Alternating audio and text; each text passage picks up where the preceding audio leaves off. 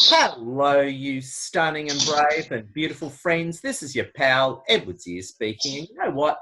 I'm just so excited, and I bet you want to know why I'm excited. It's not because I've been drinking coffee all morning, albeit that's a factor. It's because you're awesome. Our show's taken off globally, and we've got one of my wonderful friends with us. Now, this guy is one of Australia's top influencers when it comes to loans and money. I actually was following him as an influencer before I became one, so it's a bit of irony there.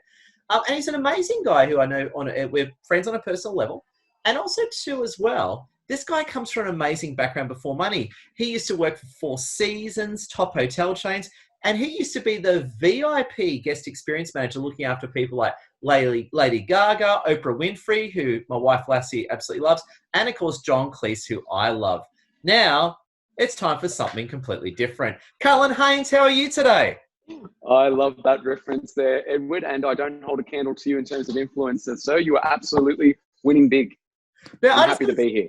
I was going to say that's the honest truth. I was actually, and I told you this, I was actually following you just as a fan before I became an influencer. So you were an influencer before me, and I think that's awesome. Oh my goodness! So I'm happy to be part of this journey together there, Edward. It's very interesting, especially the LinkedIn world and how it's grown. Yeah, now I do want to get into LinkedIn, but before I dive into LinkedIn, because I want to know your whole story of how you became a LinkedIn influencer, before I dive into all that stuff, can you tell us a bit about you personally? I mean, you're one of Australia's top loan influencers, but you have this awesome hotel background. Can you tell us a bit about you? I think it's all fascinating. A great question there, Edward. So I was originally a physics major in university. I love physics and medicine. So originally I got on the path of hospitality because I did radiography. So my degree is actually applied science in X-rays and radiography. I did that for, I would say about six to 12 months, but I wasn't feeling like I was living an inspired life doing that. As you can imagine, myself, my personality and the hospitals and things, it was like, tone it down, Cullen, you can't do that here. People don't really want that kind of energy. They're here to heal. Like, who would have thought happiness would help you heal? But nonetheless, yeah. So when I got to Sydney, it was coincidental that while I was figuring out what I wanted to do, I kind of fell into the hotel world. While I was studying I decided I wanted to do my MBA in finance. So I studied that, and I started at the Darling Hotel. Now, I originally got into that because I just wanted to be a croupier, because another story was I was a magician in my past life, but I'm colorblind. So the first test they gave me, they said, Cullen, can you tell me the colors of these chips? And they stacked them up, and I said, pink, blue, red. And they said, stop, Cullen, you're colorblind, aren't you? I said, yes. And they said, look, you can't be a croupier, but we've got this position in the hotel, which we think you'd be perfect for. And it's in the concierge team. So I said, you know what? That'd be great. So that was my first role in the Darling Hotel. And while I was studying my MBA, I started working my way up, and eventually got a role at the Four Seasons in the concierge team, and eventually transferred into the guest experience manager. So that was really, I guess, catered to my love of working with people and trying to exceed their expectations. So that role, as I said, as you said, was looking after quite high profile types, but also to anyone celebrating a special occasion.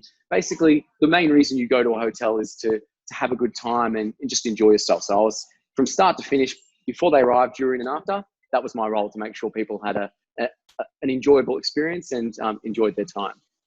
Oh, it's incredible. And I mean, you're obviously a master persuader and influencer, which again, we'll come back to. And how did you fall into finance? So you're in the hotel game. How did you get into finance and take off there? It's interesting because it kind of coincided with a dinner with John Cleese. We had dinner just late night, ourselves and the concierge team. And one of the questions I always ask in my interviews, and this is where I get the question, is, how do you want to be remembered? And he said, someone that made people smile and, help them self-actualize, kind of thing, through comedy and happiness. And that got me. And I was thinking, you know what, I've had a love of finance for many years, even as a young lad in school and uni. And I said, I know I wanted to do something in that role.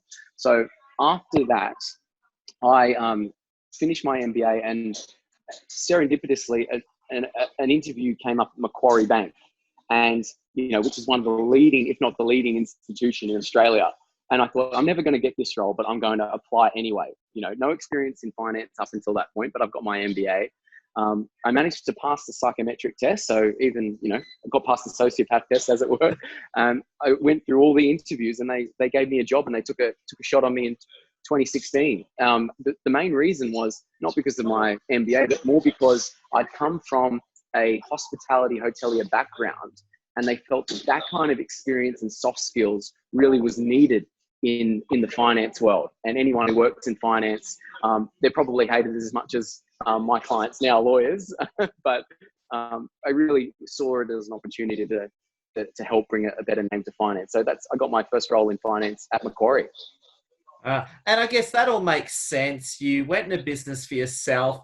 And just jumping ahead now, how did you become it? Because again, I was actually following you before I became an influencer. I was actually following you on LinkedIn. I used to be more of a local business coach before I went down the influencer path. And I was already following you. And then we happened to meet through mutual connections. How did you become a LinkedIn influencer originally? How'd you do it? Influencer, oh, thanks for that there, but I'm glad you think so. I guess that started from the shift from Macquarie to my joining forces with my current business partner, Andrew Johnson at Legal Home Loans.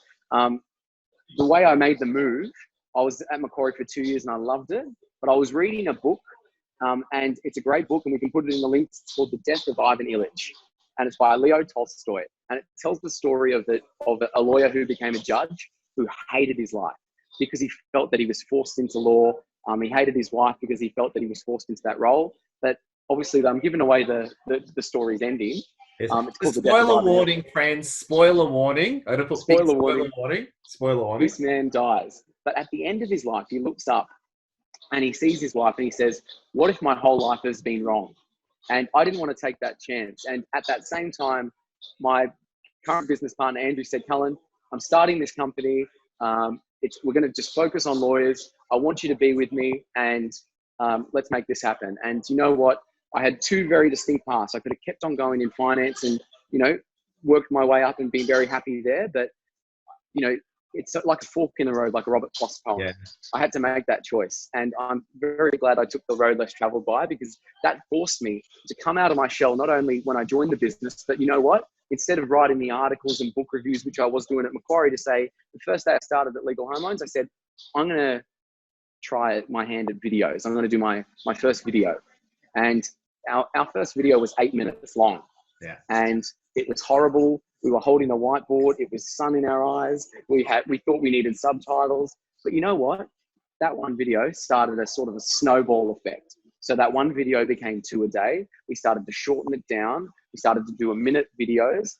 And then we started to see what other influencers are doing, like yourself, keeping it really short, tailored. And yeah, and it kind of snowballed from there, Edward, like in terms of you kind of grow and you sort of learn what works, what doesn't work. And then sort of getting into a routine where you have your text-only posts, the motivational posts. You have your finance posts. You have your call to action. I have my book reviews. And it's all about the mishmash of being personal, but also doing things that your tribe would really resonate with. So I was at first hesitant to put myself out there with my running videos, my book reviews, but I thought, you know what?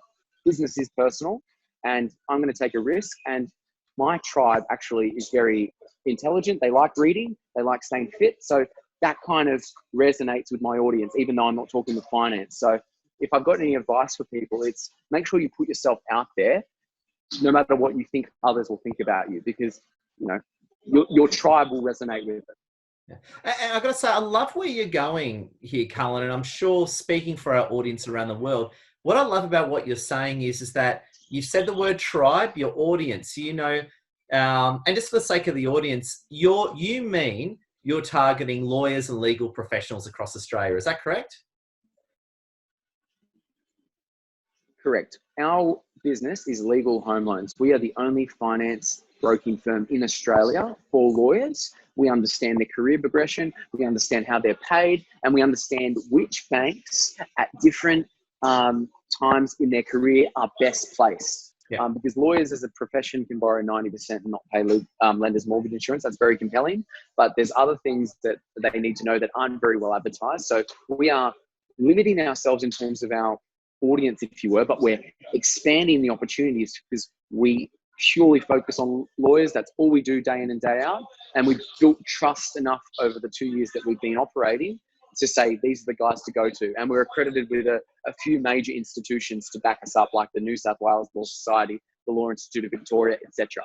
Yeah, because on that note, what I love about what you're doing, Cullen, and again, I'm speaking, I'm sure for everyone watching this across the world, our many thousands of fans, is that you've been very good at saying, here is our tribe. Here are our customers. And what I love about what you do is you just build content for your customers and you don't care about anyone else. You're very focused on them, aren't you? Absolutely. And I think as a byproduct, even though I'm focused on lawyers, other people like hearing about finance, learning about principal and interest repayments. Other people enjoy my book reviews, and there's some of the motivational content I put out is very attributable to everyone, because human beings like to be with people they feel they can resonate with.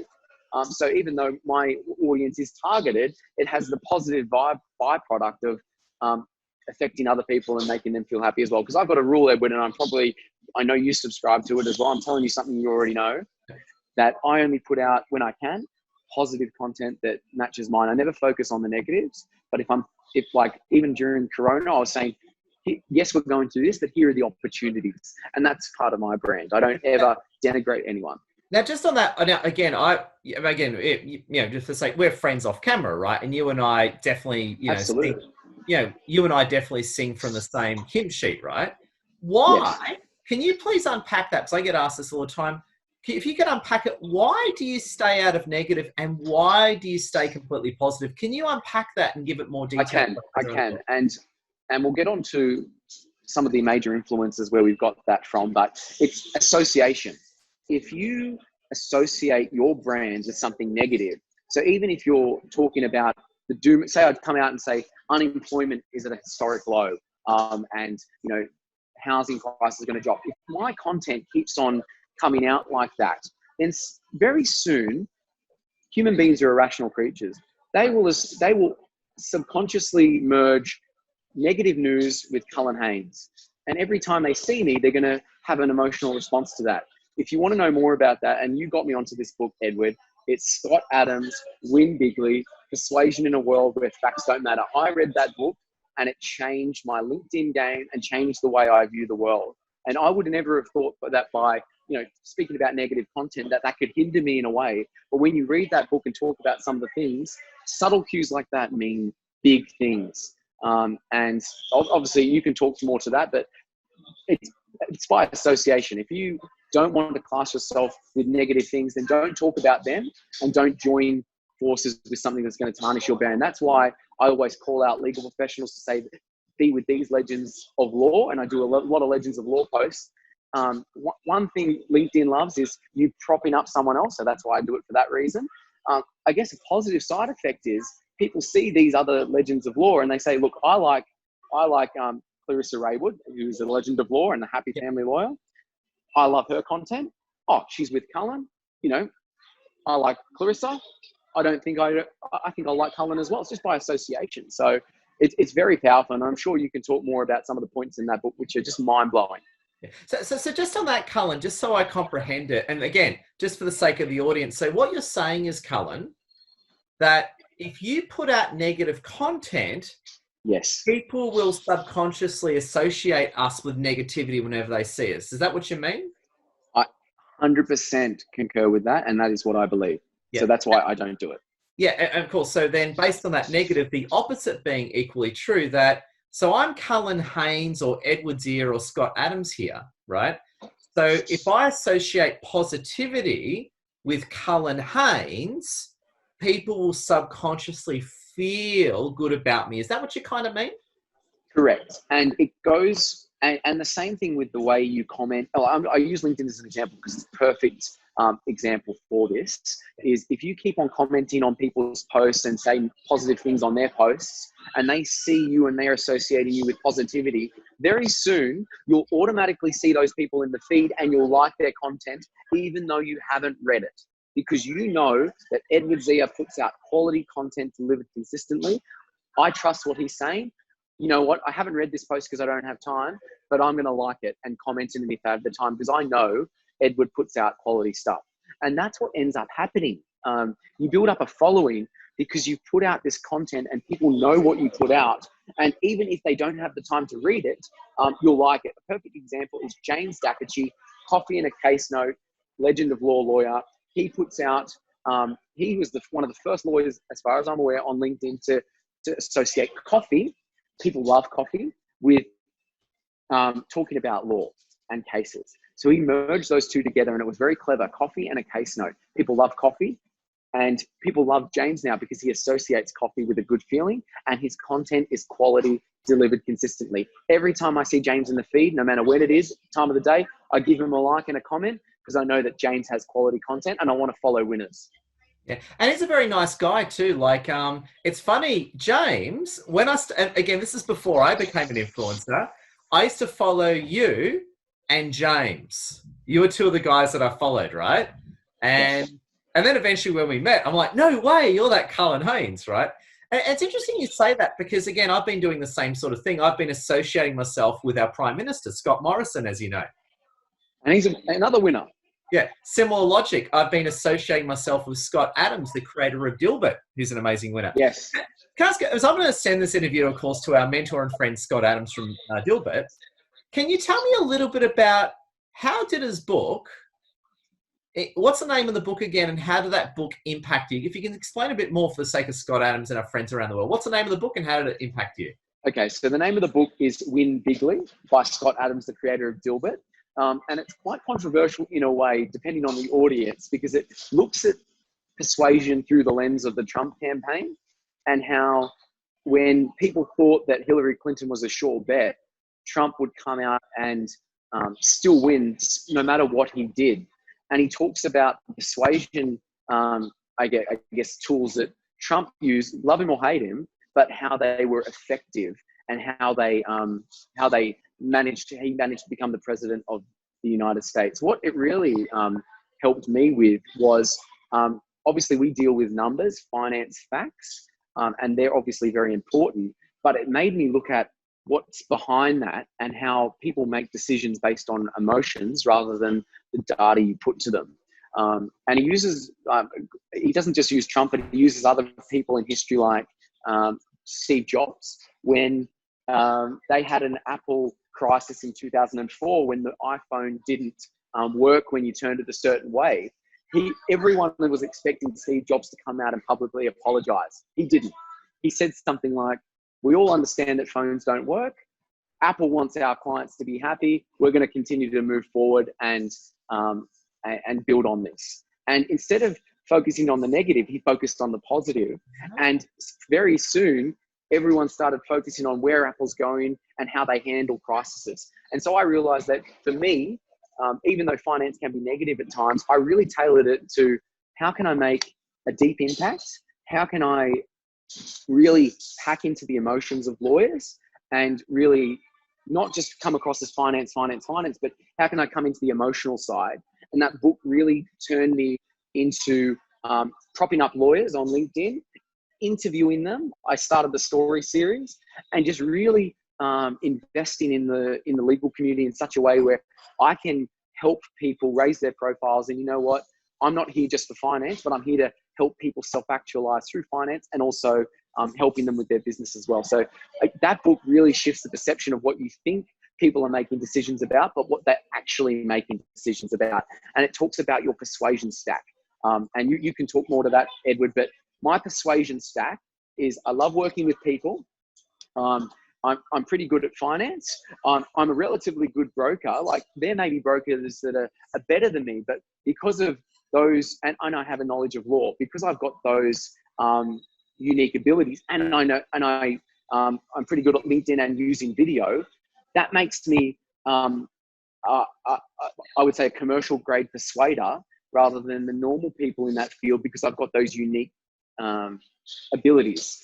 Scott Adams talks about it in this book. He's an average cartoonist, but he's worked in business and he understands politics. Now, he may not be the best cartoonist, he's not a politician, and he may not be the best person in business, but those three unique abilities make him almost a weapons grade persuader because no one else has those unique abilities. So persuasion stack, very important. So if you're an average artist, but you're very funny and you've got a following on LinkedIn, you could be very, very persuasive because not many people are doing it. Oh, Cullen, that's well said. I'm going to say, as we bring this interview to a close, my friend, because it's been incredible, we can talk all day. What are some of your top closing thoughts for our wonderful audience across the world? Top what? Sorry, Edward. Sorry to make you repeat yourself. Top closing thoughts for our wonderful viewers across the world. Oh, Top closing thoughts. I would say feel the fear and do it anyway is number one. Use the rule of 5, 4, 3, 2, 1, the 5-second rule. So if you want to do a video, doesn't have to be perfect. Just do it for a minute, 2 minutes, and upload it. I think people psych themselves out and realize that you have to be perfect. It actually, the algorithm on LinkedIn, it doesn't have to be perfect. Don't put in subtitles. Don't make it glossy. Just put your thoughts out there, because you know what? There's a lot of users on LinkedIn, and there's only 1% of people doing video. So take the chance, feel the fear, do it anyway. That's one of my major thoughts, I'd say. Cullen, thank you so much. I know you're a busy man. Appreciate your time. And just as well, how can people get in contact with you? Obvious question, but I'll ask anyway. How can people contact you? I wonder. LinkedIn, DM, comment, I'll respond same day. My number, email is open on LinkedIn, or my Calendly link is there as well. I'm also on Twitter, Instagram, Facebook, etc. But LinkedIn is where I live. Beautiful, thank you. Just before you go, one last question. What secret cool stuff are you working on? Anything you can spill the beans on, Cullen? Spilling the beans at the moment. During the COVID time, I've actually taken time for myself and actually writing. My passion in school was writing, so I'm actually writing my first book. So I'm actually putting time into that. Ooh, so win bigly in the world of Cullen. Potentially. Well, who knows? But you'll never know if you don't try, Edward. Well, Cullen, I just want to say thank you again. I know you're a busy man. And friends, as you can see, Cullen Haynes is an amazing leader. Make sure you follow him and connect with him on LinkedIn. Cullen, I want to give you the final word. And I just want to say a big thank you for being with us. We absolutely appreciate you. And appreciate everything you do. Follow this man if you haven't already, everyone.